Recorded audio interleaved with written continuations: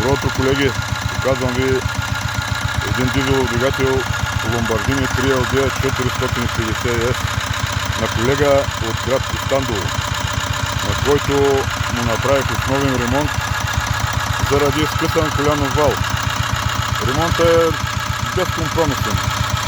Сега ще го пустирам да види колегата как работи.